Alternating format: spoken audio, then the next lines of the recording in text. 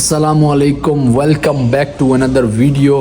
आज की इस वीडियो में आप लोगों के साथ मैं कुछ चीज़ें शेयर करूंगा पुर्तगाल में मोबाइल बिज़नेस के हवाले से। मैं आप लोगों को पता है लास्ट वीडियो में आप लोगों ने देखा होगा अवेरो सिटी आया हुआ था। मेरे साथ मेरा दोस्त अली मौजूद है और अली जो है वो मोबाइल शॉप का ओनर भी रहा है, मोबाइल शॉप पे काम भी करता रहा है और ऑलरेडी मोबाइल शॉप पे काम कर रहा है सिटी में। मैं आप लोगों को मोबाइल शॉप भी दिखाऊंगा, आप लोगों को थोड़ा सा बताऊंगा कि मोबाइल शॉप का बिज़नेस जो है वो अच्छी शॉप अच्छी लोकेशन पे कितने की ओपन होती है। कुछ अली से पूछेंगे क्योंकि पिछले 4 साल से मोबाइल की फील्ड से वाबस्ता है। तो अली भाई अस्सलाम वालेकुम। लोग आपको जानते हैं बहुत ज़्यादा क्योंकि लोगों को पता है कि आप जो है बहुत हार्ड वर्किंग इंसान है। पुर्तगाल में डिफरेंट सिटीज़ में आपने काम किया, एक्सपीरियंस है आपका। थोड़ा सा बताएंगे पुर्तगाल में मोबाइल बिज़नेस का क्या सिनेरियो है और मोबाइल बिज़नेस अगर किसी ने स्टार्ट करना है तो कितनी इन्वेस्टमेंट होनी चाहिए बंदे के पास, क्या क्या लोकेशन डिपेंड करती है, क्या सिस्टम है?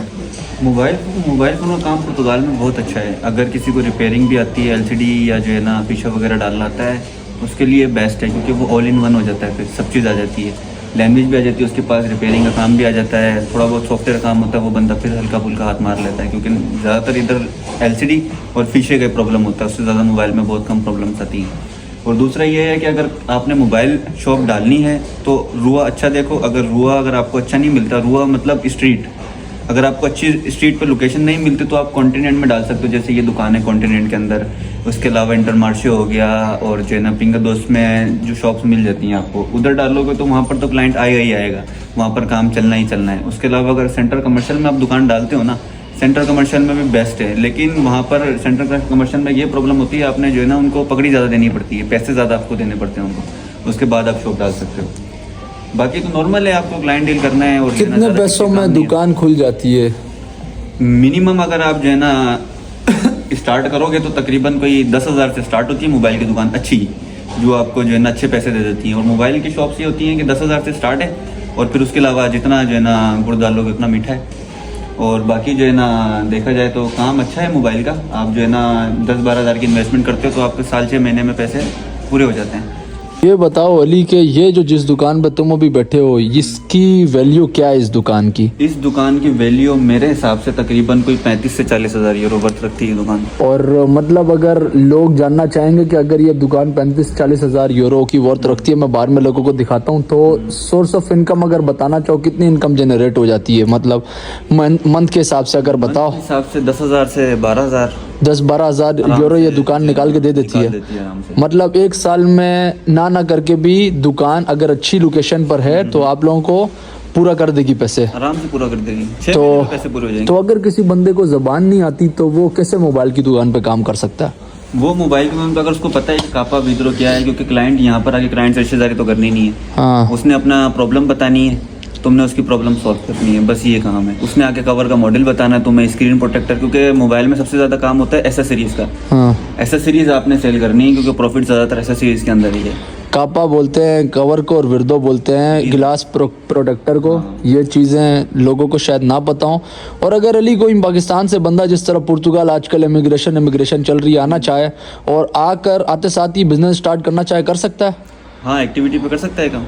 और उसके बाद बस इन्वेस्टमेंट होनी चाहिए, बगैर रेजिडेंस कार्ड के भी आप बिजनेस स्टार्ट कर सकते हैं। बिजनेस स्टार्ट करें। तकरीबन बंदे के पास 10,000 यूरो 20,000 यूरो हों, बैकअप पे भी थोड़ी अमाउंट हो, फिर बिजनेस में हाथ डालें, अच्छा बिजनेस हो जाएगा। 10-15 हज़ार यूरो मतलब अच्छा बिजनेस है मोबाइल का, बहुत अच्छा। कुछ लोग मेरे से पूछते हैं अली ने शॉप परचेस की थी, सेल आउट क्यों कर दी, उसका क्या रीज़न था? उसका एक तो रीज़न ये था कि जो है ना मैंने जाना था पाकिस्तान। सही है। दूसरी थोड़ी सी मेडिकल प्रॉब्लम मुझे हो गई थी, सही है, इस वजह से मैंने सेल कर दी थी। लेकिन शॉप थोड़ा सा जो है ना टाइम चाहिए था उस शॉप को। हाँ, मैं टाइम दे नहीं पाया ज़्यादातर शॉप को। सही, इस वजह से शॉप सेल आउट कर दी। इस वजह से सेल आउट कर दी। बाकी लोग इस तरह के भी मिलते होंगे, बहस मुबाहिसा करते होंगे, उनके साथ डीलिंग किस तरह करनी है? क्योंकि अगर आपकी प्रॉब्लम है ना, चाहे क्लाइंट की प्रॉब्लम हो चाहे आपकी प्रॉब्लम हो, बस आपने सुनना है उस टाइम पे। हाँ, आपने कुछ आगे से उसको रिस्पॉन्स नहीं करना, उसको वो जो कर रहा है उसको करने दो। हाँ, क्योंकि बाद में तो जो है ना जो होगा वो तो जो है ना पुलिस हल करेगी। यहाँ पर अगर कोई क्लाइंट कंप्लेन करता है तो रिक्लामस है, उसने आके रिक्लेम तुम्हें करना है बुक पे, जो है ना जो उसकी कंप्लेन होगी वो करके वो आप जाके जमा करा दो। सही। 90% केसेस में ही होता है कि कुछ ना कुछ ऊपर नीचे करके सॉल्व हो जाता है। बाकी जो 10% होते हैं वो वो अपनी 2-4 जो है ना गालियाँ गुलियाँ दे के चले जाते हैं। लेकिन अली लिस्बन सिटी से अभी तो मैं इस टाइम 400 किलोमीटर दूर हूँ, मैं तुम्हारे पास आया हूँ, तो जो ये एसेसरीज वगैरह हैं ये कौन सी सिटी से मंगवाते हो? लिस्बन से मंगाते हैं सारी। लिस्बन से सारी एसेसरीज आती है? है लिस्बन के अंदर। अच्छा। वहाँ से हमें डेली बेसिस पर, वीकली बेसिस पर जो नेसेसरी सेल कर वो भेज देता है। भेज देते हैं।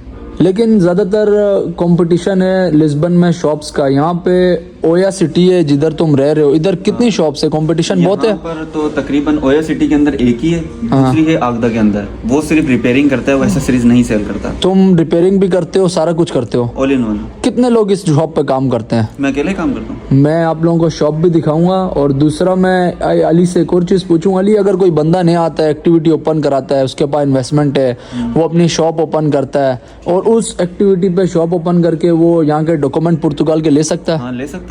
ये बताने का मकसद लोगों को ये है कि लोगों की कन्फ्यूजन दूर हो जाए कि वो अगर उनके पास सोर्स ऑफ इनकम है वो आके अपना बिजनेस स्टार्ट करे और अपनी शॉप भी ले सकते हैं। हाँ। तो मैं अभी आप लोगों को दिखाता हूँ कि ये शॉप जो है वो बनी हुई कितनी परफेक्ट लोकेशन पर है। और अली ने बताया कि 30-40 हज़ार यूरो की शॉप है।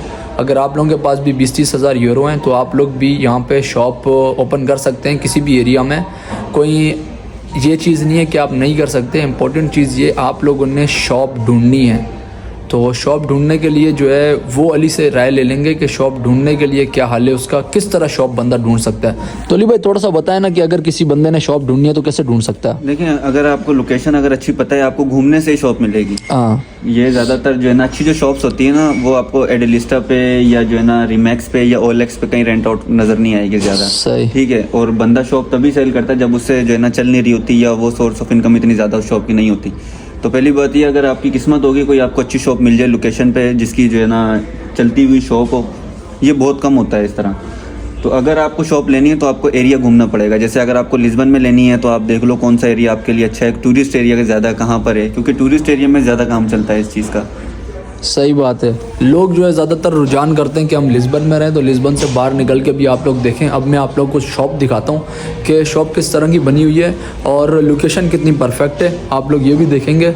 ये एक आप लोग लास्ट वीडियोज़ में देख रहे होंगे कॉन्टिनेंट है। ये आप लोग सामने देखें, ये कॉन्टिनेंट है।